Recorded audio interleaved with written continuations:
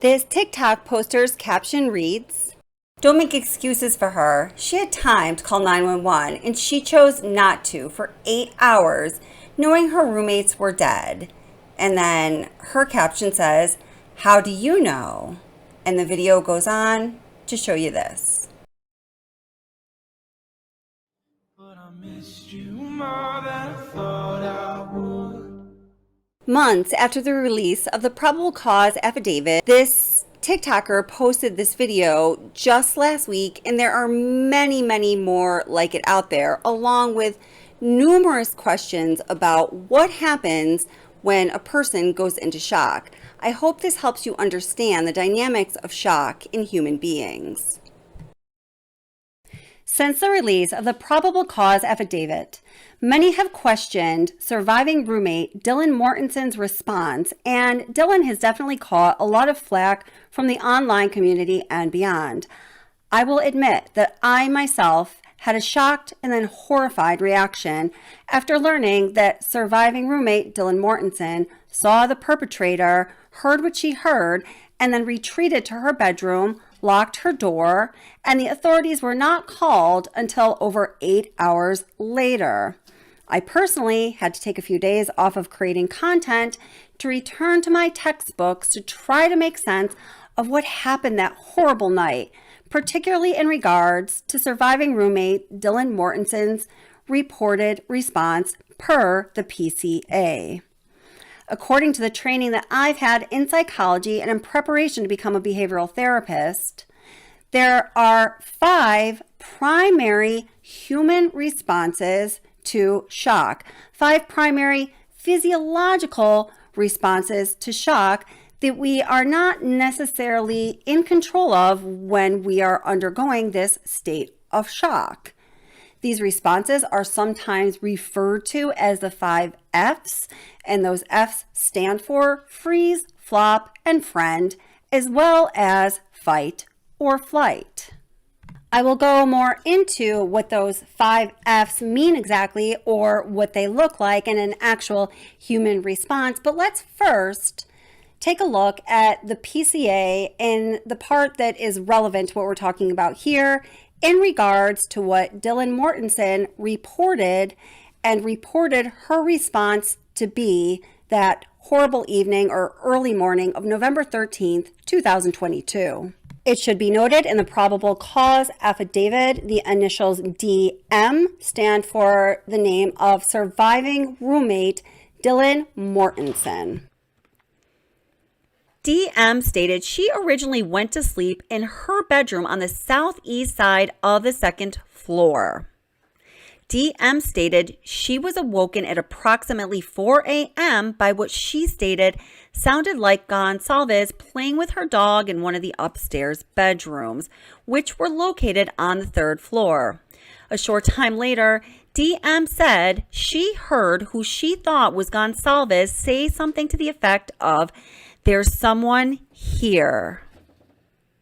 A review of records obtained from a forensic download of Kernodle's phone showed this could have also been Kernodle, as her cellular phone indicated she was likely awake and using TikTok app at approximately 4:12 a.m.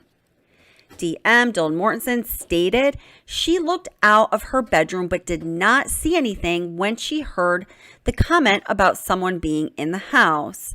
DM stated she opened her door a second time when she heard what she thought was crying coming from Kernodle's room. Oh, God. DM then said she heard a male voice say something to the effect of, quote, "It's okay, I'm going to help you," end quote.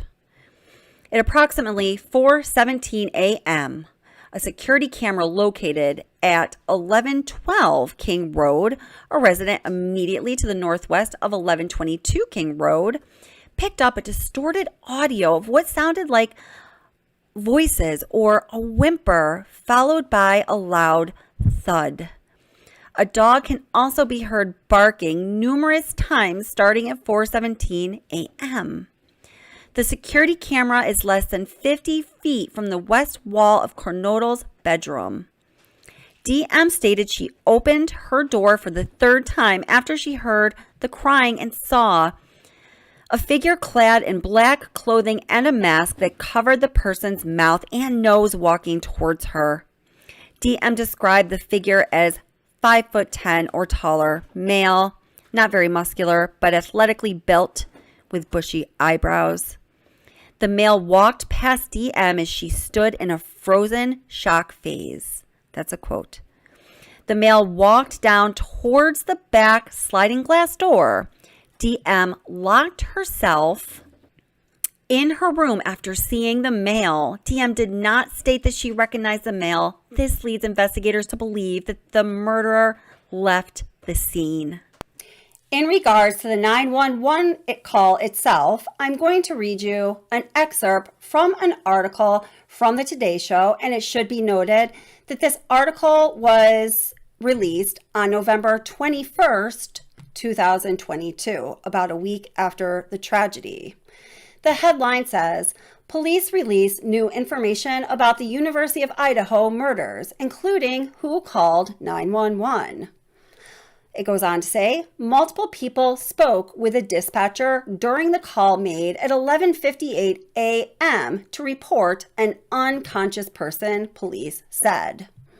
More than a week after the 4 University of Idaho students were found slain in a home near campus, investigators are releasing more details about the attack that appear to clear some people with ties to the victims. The 911 call came from the phone of one of the 2 surviving roommates who were home at the time of the killings, according to a statement from the Moscow Police Department. Police said the surviving roommates called friends over to the house on November 13th because they believed one of their roommates had passed out. Multiple people spoke with the dispatcher during the 911 call made at 11:58 a.m. to report an unconscious person, according to police. The article goes on to say, the 2 surviving roommates and the friends called to the house are not believed to be involved in the crime, according to police. Okay, so in order to break this down, I just want to pull out the pieces that I read from that probable cause affidavit that are most relevant to people having questions and some criticizing surviving roommate Dylan Mortensen for not acting sooner. So it was that Dylan Mortensen was awoken because she thought she heard Kelly playing with a dog. Then she said she thought she heard Kelly's voice saying, "Someone's here." She looked out the door at that time, didn't see anyone. She then says that she thought she heard Xana crying, and she looked out the door, didn't see anyone there. She then thought she heard a male voice saying, "It's okay, I'm going to help you." She looked out the door and she saw the perpetrator as she described him, as you heard in the probable cause affidavit. I want to turn to her language, frozen, shocked phase. So she says that she found herself in a frozen, shocked phase. We don't know how much time passed. She retreated back into her room, locked the door, and according to what we know from the probable cause affidavit, we don't know what happened after that. At least a few seconds had to pass by because she says the perpetrator walked by her with his 5'10", about 185-pound self and bushy eyebrows and headed towards the back sliding glass door. So again, this is around 4 a.m., early morning hours of November 13th, 2022. And we know that the police were called at 11:58 a.m., approximately 8 hours later, under what is really just a very curious situation. I guess we don't have enough information to really have a clear picture of what happened. We know that the roommates had called other people over to the house, and it was after those other people arrived to the house that the 911 call was made from one of the roommates' phones. We don't know which one, and several people talked to the 911 dispatcher. Like what? That's always been some facts of this case that people have questioned, and rightfully so. It's just really kind of like confusing and chaotic. But I'm sure that whatever the situation was there at 1122 King Road was extremely confusing and likely extremely chaotic. So before we go into the 5 possible responses to fear or trauma that humans undergo physiologically, it's important to understand this. On a physiological level, the human brain responds to danger in a variety of ways, and the way in which you respond to danger is not necessarily and often is not by conscious choice.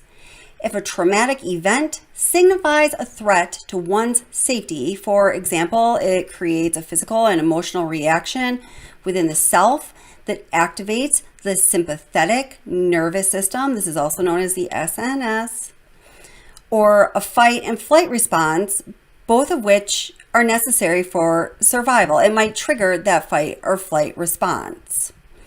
So it has been discovered through research and is often referred to in this way through textbook literature that the human brain has 3 independent competing minds at work within it. Okay, let's break it down. There's the reptile, the part of the brain, the brainstem that's responsible for survival instincts and independent or autonomic body processing. There's the mammalian part of the brain, the mammalian or midbrain. It's often referred to as the emotional brain, and it is responsible for processing emotions and conveying sensory information. Now, there's also the neocortex.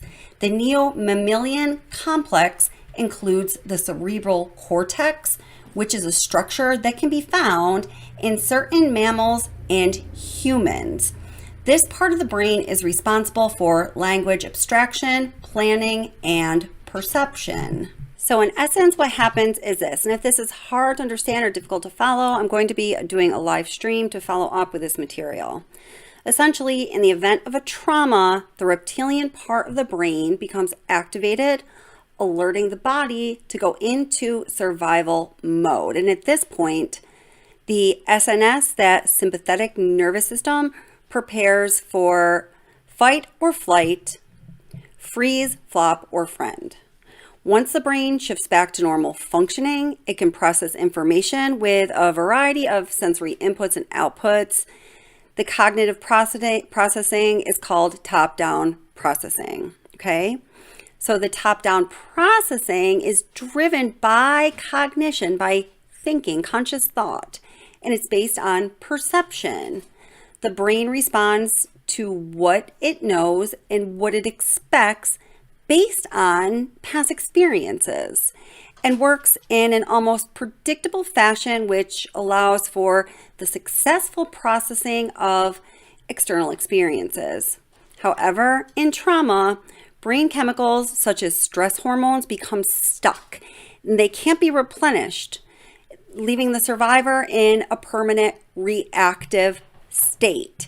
This is what I believe Dylan Mortensen was referring to when she said the frozen shock phase. Very accurately, she described what she was going through in a very non-conscious level. So this was actually probably extremely perceptive of her. Okay, so let's go back to those 5 possible responses to extreme fear, trauma, or threat, which are flop, freeze, friend, fight, and flight, okay?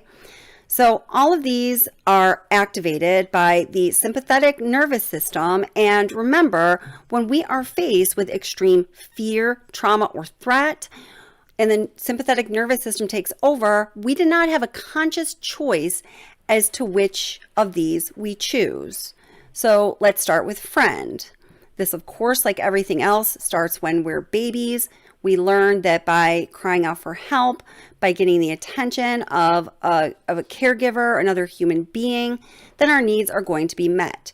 We eventually start to expand our worldview and we start to gain friends or get what it is we need by smiling and making other friendly gestures in order to get what we need. So when faced with extreme fear or trauma, one of the reactions one might engage in, according to the sympathetic nervous system, remember, which comes from this reptilial mind, which is more connected to our intuition than the mammalian mind. It just hopefully chooses correctly for us. One of the option is to friend, which is also known as to fawn or flock or to appease. So you might be appeasing to the person who is threatening you. In this case, according to Dylan Mortensen's intelligent reptilial sympathetic nervous system, this was not an option. Another option is to freeze. Think of when, evolved animals are out in nature and they are faced with a threat. Some of them might be equipped with something like camouflage. So if they freeze, hopefully they're just going to mix in with their background. They're not going to be seen by their predator, by their threat, and all is good. Or they might freeze behind a bush or a tree or in the water, someplace where they think either the predator, the threat, is not going to see them, or where that predator is not going to go to get them, because when they are frozen in this place, it would pose more of a threat to the predator to pursue them in this frozen spot. Remember that reptilial mind that is activated by the sympathetic nervous system when our intelligent body's response activates the sympathetic nervous system is really smart, it's really intuitive, and hopefully it selects the best choice, okay? Then there's also flop. So flop represents the last defense and comes into operation when freeze is not successful. So basically the flop option is going to be the proverbial playing dead option. So when you freeze, there's still a level of threat. Maybe the predator, the threat, is still pursuing you. Then the next option might be to flop or to play dead. So in this case, let's say with, Dylan Mortensen, feeling like she's in that, frozen shock phase, she retreats to her bedroom. She sees this person coming towards her. I'm imagining he didn't see her. I don't know. Or maybe he had just had it. Maybe he was injured. Maybe he was done. Maybe he was exhausted and he was going to leave. We really don't know that, and we might never know.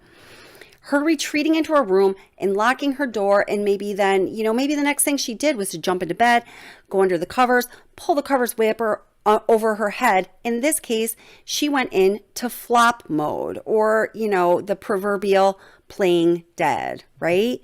This makes sense too. So if we were to define flight, it's a response that seeks to put distance between the threat and the person. So it might involve fleeing the scene or hiding from the perceived threat. In this case, probably her running, trying to flee the scene, would just put her in a greater stage of danger, according to her smart, intuitive, reptilial mind that was triggered by the sympathetic nervous system being activated. Not a good choice. In this case, a variety of chemicals get released, providing energy to the larger muscles in the body. That might be why we tend to run a whole lot faster than normal when we're being chased. The adrenaline is produced in seconds, and it is mediated by the primary instinct part of the brain to survive. All right. And then there is, of course, fight. This is often used as a backup response if an individual finds that the primary fear response, friend, is ineffective. So usually you first, even if for a moment, will try to friend the predator or the imposing threat.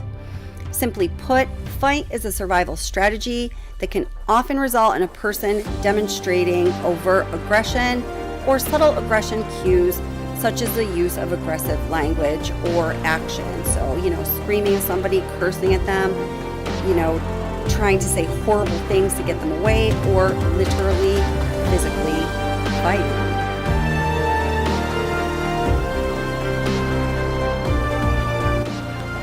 Forced to Each had multiple stab wounds.